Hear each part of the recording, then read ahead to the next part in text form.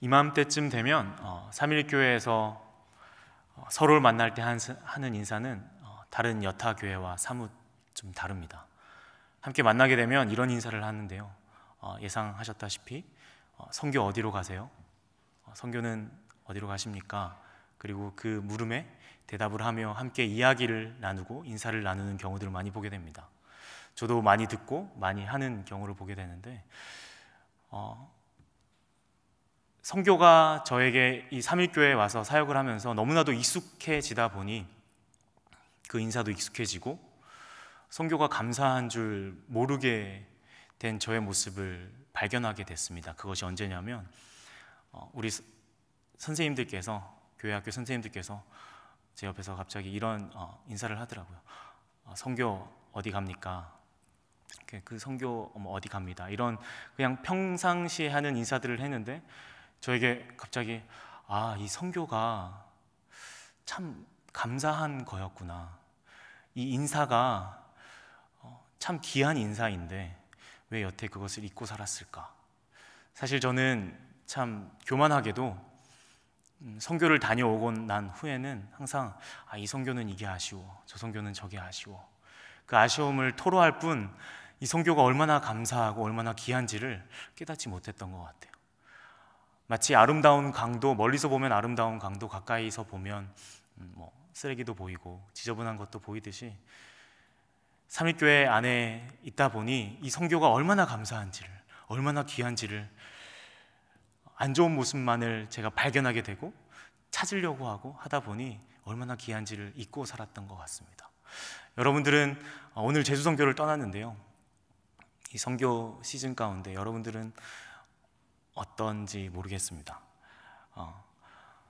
또 삼일교회에서 제가 여러 사역들 가운데 장소를 담당하고 있는데요, 제가 장소를 담당한다고 하니 어떤 분은 저분이 장소 담당이었구나, 나한테는 좋은 장소 주지도 않고 이렇게 생각하실 분도 계시지만 삼일교회 참 장소가 부족해서 기도 부탁드립니다. 네. 그래도 장소가 부족함에도 불구하고 많은 성도분들이 선교를 준비하면서 장소를 대여하고 문의하고 이런 장소 있냐고 저런 장소 있냐고 참 그런 열심들과 섬김들을 볼 때 참 감사하다는 생각들을 많이 하게 됩니다. 저도 일본 선교를 가게 되는데요, 그래서 일본 선교 기도 모임에 저녁마다 가곤 합니다. 그런데 이번 주 화요일에 좀 특별한 기도 모임을 일본 선교팀에서 갖게 되었는데 그것은 바로 영화를 보는 것이었습니다. 그 영화 제목은 다큐 영화였는데 베데스다 인 재팬이라는 제목이었습니다. 제가 그 영화를 보면서 그 영화 내용이 어떤 내용이냐면 일본 땅 가운데 어떻게 복음이 전해지게 되고 핍박과 고난 가운데 그 복음의 역사가 어떻게 흘러왔는지를 보여주는 다큐멘터리 영화였습니다. 물론 복음이 전해졌을 때 핍박과 고난이 그 땅 가운데 있었는데 그것과 함께 참 귀한 역사들을 그 영화를 통해서 보게 되었습니다. 사진 한 장만 함께 보여주시면 감사하겠습니다. 4장의 사진을 볼 수 있는데요, 제일 위쪽에 그 한 터가 있죠. 한 6평 남짓 되는 장소인데요 죄송합니다. 이 장소는 감옥이 있던 자리였습니다. 그 주위를 둘러싸고 원래는 대나무로 만든 새장처럼 이런 감옥이었는데 6평 남짓한 이곳에 무려 30명에서 40명 사이에 일본 크리스찬들을 가두고 고난을 했던, 핍박, 고문을 했던 장소입니다. 비가 오면 비를 맞아야 했고 눈이 오면 그 차디찬 날씨 가운데 그것을 견뎌야 했고 뜨거운 땡볕 아래 그 고난을 당해야 했던 그 일본 성도분들이 이곳에서 감옥 생활을 했었는데요, 그 옆에 비석을 하나 보시면 작게 한글로 적혀 있음을 보게 됩니다. 이건 뭐냐면 이 감옥에 갇힌 그 크리스찬들을 위해서, 그리스도인들을 위해서 조선인이 조그마한 음식을 준비해서 몰래 가져다 주었다고 해요. 그런데 그것이 들켰을 때 그도 순교하게 되고 죽게 되는 일들이 있었다고 합니다.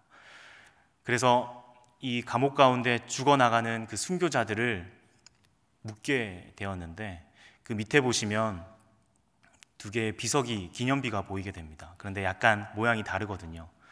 왜냐하면 두 개의 무덤입니다. 이것이 하나는 몸만을 묻는 무덤이었고, 하나는 머리만을 묻는 무덤이었는데, 그렇게 몸과 머리를 절단해서 따로따로 묻었습니다. 그 이유가 무엇이었을까요?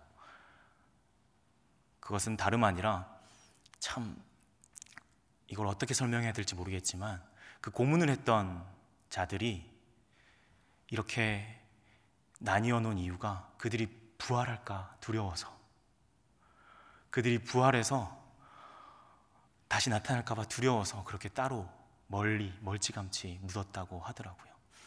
그래서 지금은 그 땅 가운데 그 누구도 이야기하고 있지 않지만, 잠잠한 그 무덤 속에서 여전히 그리스도의 부활과 새 생명을 이야기하고 있는 이 무덤을 그 영화를 통해서 보게 되었습니다. 이 영화를 보면서 저의 참 교만한 마음을 다시금 회개하게 되고, 참 겸손한 마음으로 다시금 선교를, 일본 땅을 바라보게 되었는데요. 오늘 이 데살로니가 전서에 나오는 이 데살로니가 교회가 딱 그 일본 땅에서 그 감옥 가운데, 아까 잠시 얘기하진 않았지만, 그 일본 감옥 가운데 갇힌 이들이 매일같이 고통 가운데 신음소리를 낸 것이 아니라 매일과 같이 찬양소리가 들렸다고 합니다. 그것처럼 오늘 이 데살로니가 교회의 성도들도 믿음의 역사를 써나가며 사랑의 수고를 하며 소망의 인내를 품고 하나님 앞에 기쁨으로 살아갔던 그 데살로니가 교인들을 우리가 바라보게 될 것입니다. 바울이 데살로니가 교회에서 사역을 했을 때는 아주 짧은 기간 복음을 그 도시에서 전하게 되었습니다. 왜냐하면 그 복음을 전하는 가운데 많은 무리들이 바울을 따랐는데요, 그 따르는 가운데 물론 그 바울을 따르는 자들도 있었지만, 바울을 향하여서 시기와 질투가 일어나서 힘센 자들을 동원해서 바울을 핍박하고 쫓아냈던 유대인들이 있었습니다. 그래서 바울은 그 데살로니가 도시에서 오래 있지 못하고 그곳을 떠나야만 했습니다. 하지만 바울은 다시금 그 데살로니가 교회로 가기를 고대하고 또 고대하고 또 고대했거든요. 그 이유가 무엇이냐면, 짧은 기간 동안 복음을 전했지만 그 짧은 기간 동안 많은 이들이 주께로 돌아오는 그 역사를 바라보았고, 짧지만 그 강렬한 사랑 때문에 바울은 다시금 그 땅으로 가고 싶었던 것이에요. 하지만 그곳에 갈 때에 죽음을 당할 수밖에 없는 위협이 있었기 때문에 바울은 직접 가지 못했습니다. 그래서 참다가 참지 못해서 유대인이 아닌 자신의 제자인 디모데를 그 땅 가운데 몰래 보내게 됩니다. 왜냐하면 그 당시에 디모데는 많이 알려지지 않았기 때문에, 사람들의 눈에 띄지 않았기 때문에 디모데를 보낼 수 있었는데요, 우리 3장 2절 말씀에 보면 디모데에 대해서 이렇게 설명을 하고 있습니다. 수식을 하고 있는데요, 함께 읽어보겠습니다. 시작. 우리 형제 곧 그리스도의 복음을 전하는 하나님의 일꾼인 디모데를 보내노니. 여기까지 읽도록 하겠습니다. 디모데라고 그냥 설명할 수도 있었을 텐데, 우리 형제 곧 그리스도의 복음을 전하는 하나님의 일꾼이라고 이야기합니다. 바울이 그 데살로니가 교회 성도분들의 소식을 빨리 듣고 싶었다면 주위에 어떤 아무나 보낼 수 있었을 것이에요. 보내서 데살로니가 교회 성도분들의 소식을 전해가지고 올 수도 있었을 터인데, 바울은 꼭 디모데를 보냈습니다. 그리고 그 디모데는 수식되기를 그리스도의 복음을 전하는 하나님의 일꾼이라고 이야기합니다. 왜 이렇게 설명을 하고 있을까요? 그 이유는 데살로니가 전서 1장 6절 말씀에 보면, 또 너희는 많은 환난 가운데서 성령의 기쁨으로 말씀을 받아 우리와 주를 본받는 자가 되었다라고 이야기를 합니다. 환난과 핍박 가운데 데살로니가 교인들이 살 수 있었고 위로를 받을 수 있었고 믿음이 굳건해지기 위해서는 여타 다른 어떠한 것도 아니라 그 말씀에 성령의 기쁨으로 받은 그 말씀만이 그들을 살릴 수 있었기 때문에, 그러면 그 말씀이 무엇입니까? 다른 것이 아니라 로마서 5장 말씀에서 나오듯이 환난은 인내를, 인내는 연단을, 연단은 소망을 이루게 한다. 그리고 그 소망을 부끄러워하지 아니한다고 했는데, 그 소망을 부끄러워하지 않는 이유가 무엇입니까? 우리가 죄인 되었을 때, 우리가 연약할 때 기약대로 성령 하나님을 보내주시고 예수 그리스도께서 죽으심으로 자기의 사랑을 확증하심으로 하나님은 우리의 하나님이 되시고 우리는 그의 백성이 되는 그 말씀만이 그들을 다시금 그 믿음으로 굳건하게 세울 수 있었고, 사랑의 수고를 할 수 있도록 하였고, 소망의 인내를 품도록 할 수 있었습니다.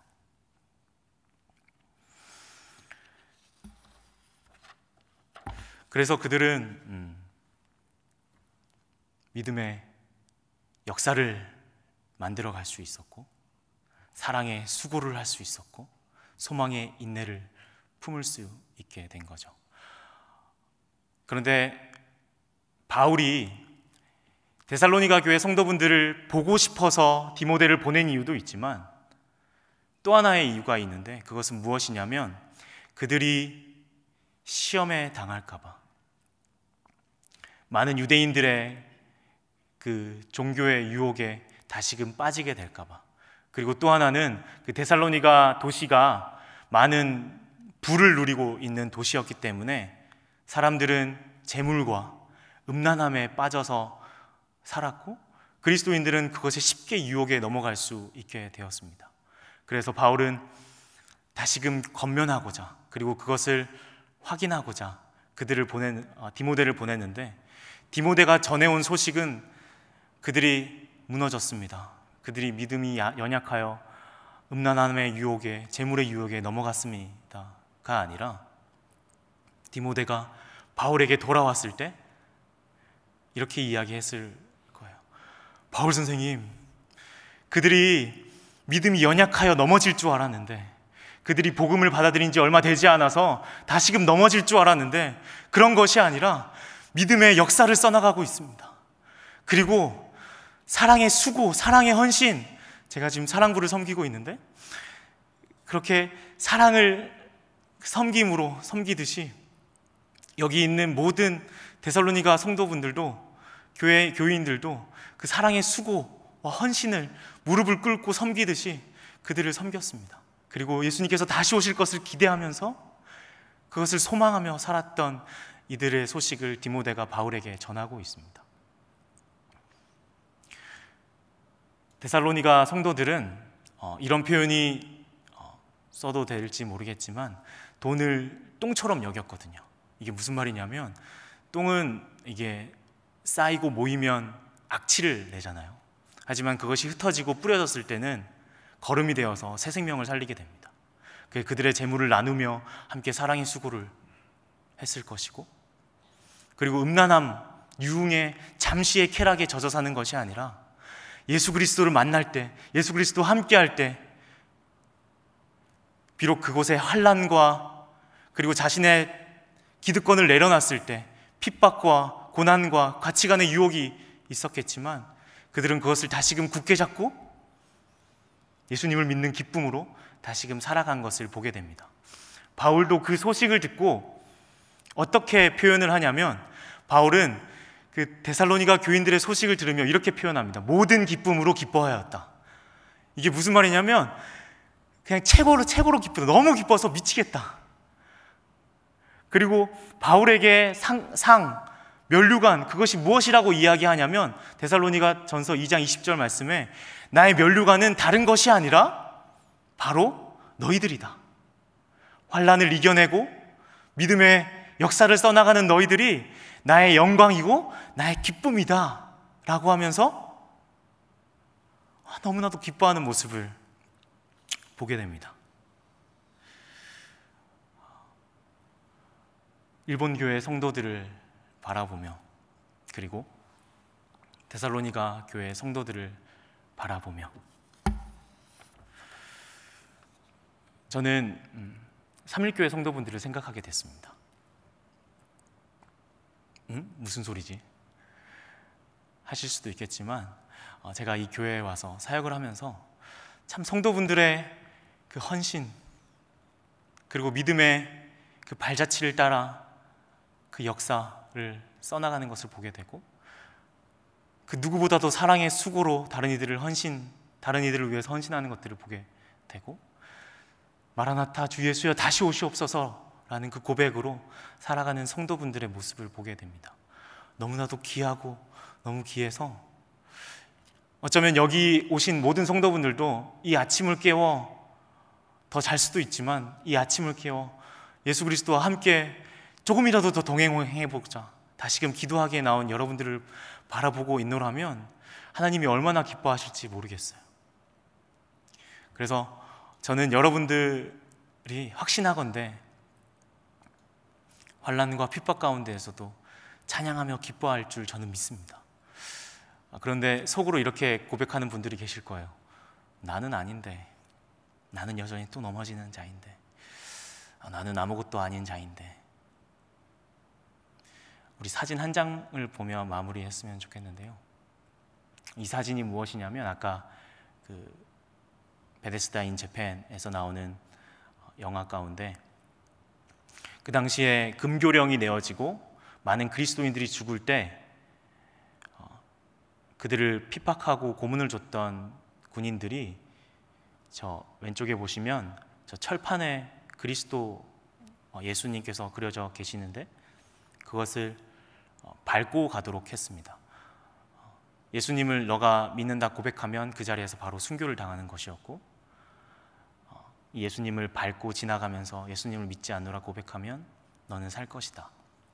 근데 이게 한 달에 한 번, 1년에 한 번 이렇게 시킨 것이 아니라 매일 이것을 밟으며 지나가게 했다고 하더라고요. 많은 순교자가 있었습니다. 하지만 그보다 더 많은 배교자들이 있었습니다. 이 철판이 닳아지고 시커매지고 없어질 정도로 많은 이들이 이것을 밟고 지나갔는데요. 우리는 그들을 정죄할 수 있을까요? 제가 이 자리에 섰다면 어떻게 했을지 모르겠습니다. 하지만 확신하건대 저는 이것을 밟고 지나간 성도들이 어쩌면 베드로처럼, 예수 그리스도를 눈앞에서 부인했던 그 베드로가 온몸으로 통곡하여 예수께로 다시금 나았듯이, 저는 그 일본의 많은 그리스도인들이 다시금 예수님께로 나왔다고 확신합니다. 그 이유가 무엇이냐면, 그 오른쪽에 보면 하나의 기념비가 세워져 있는데 이것이 무엇이냐면, 일본 땅에 이렇게 핍박 가운데 그 역사가 1, 2년이 아니라 250년간 금교령이 내어지고 예수를 믿는 자들을 핍박하였습니다. 그래서 많은 일본 사람들이, 많은 사람들이 더 이상 이 땅에는 그리스도인은 없을 것이다 라고 했어요. 그런데 어느 날 한 성당에 열댓 명이 되는 사람들이 내가 그리스도인입니다, 나는 예수님을 믿습니다 라고 고백하며 선포하는 이들이 있습니다. 이것을 그리스도의 발견이라는 그 역사로 이 기념비를 세워서 일본 땅은 기념하고 있는데요. 어쩌면 그 예수상 앞에서, 예수님이 그려진 철판 앞에서 부인하고 넘어졌을지라도 돌아와서, 하나님, 제가 너무나도 연약합니다, 악하여서 예수님을 또다시 부인했습니다, 하지만 다시금 예수님을 의지합니다 라고 고백할 때 그들의 자녀를 통해서 그 복음이 전해졌을 것이고, 자녀와 자녀와 자녀를 통해서 그 믿음은 전해졌을 것입니다. 순교하는 자이건, 비록 배교를 함으로 넘어졌던 자이건, 우리의 힘으로 순교를 할 수 있는 것도 아니고 우리의 넘어짐으로 그것이 끝난 것이 아닙니다. 우리 안에 분명한 복음은, 내가 죄인 되었을 때 그리스도께서 그 사랑을 확증하셔서, 내 안에서 예수께서 성령 하나님이 애통하심으로 내 안에 역사하셔서 나를 다시금 일으켜 세우시고 나를 다시금 회개의 자리로 보내주셔서 다시금 예수님을 보게 하시는 그 역사가 저와 여러분 안에 다시금 일어나게 될 것입니다. 실패의 자리에 넘어지지 마십시오. 우리는 절대로 실패할 수 없는 인생입니다. 다시금 예수님께 다시금 나와 성령 하나님 앞에 붙들림으로 우리가 믿음의 담대함으로 살아갈 때도 있을 것이고 다시금 넘어질 때도 있을 것이에요. 하지만 나를 의지하는 것이 아니라, 나의 힘에 의지하는 것이 아니라, 나의 지혜와 나의 능력에 의지하는 것이 아니라 예수님 앞에 다시금 의지하여서 나의 실패와 성공과 상관없이 다시금 성령 하나님으로 말미암아 이 데살로니가 교회 성도들이 그리하였던 것처럼 믿음의 역사를 써나가는, 그리고 사랑의 수고를, 그리고 소망의 인내를 품는 여러분들 한 사람 한 사람이 되기를 축복합니다. 바울도 마지막 절 13절이 되어서 어떻게 고백하냐면, 그들의 믿음이 더욱더 풍성해지길, 사랑에 피차 사랑하기를 더욱더 넘치길 고백하며 기도하고 있거든요. 오늘 이 자리에 있는 여러분들의 기도가, 하나님, 저에게 더 큰 사랑으로, 더 큰 소망의 인내로, 더 큰 믿음의 역사로 살아갈 때 그 헌신이 절대로 땅에 떨어지는 것이 아니라 저 끝날 예수님께서 다시 오시는 그 때에 수고하였노라고, 이전의 환난과 고통과 힘듦은 한낱 꿈에 불과한 것이라고, 영원한 기쁨 가운데 살아갈 것이라고, 이 데살로니가 교회 성도들이 그래야 했던 것처럼 일본 교회 성도분들이 그 미래의 일들을 놓고 그 자리에서 기뻐하였던 것처럼 오늘 하루를 기뻐하며 감사하며 살아가며 하나님 앞에 다시금 기도하며 나아가는 우리 성도분들이 되기를 축복합니다. 함께 기도하였으면 좋겠습니다. 오늘 말씀을 놓고 기도했으면 좋겠고요. 7월 8월에 있을 이 모든 선교 일정 가운데 하나님과 함께 동행하는 귀한 나날들이 되게 하여 달라고 함께 기도한 이후에 이 자리를 나서길 원합니다. 함께 기도하도록 하겠습니다.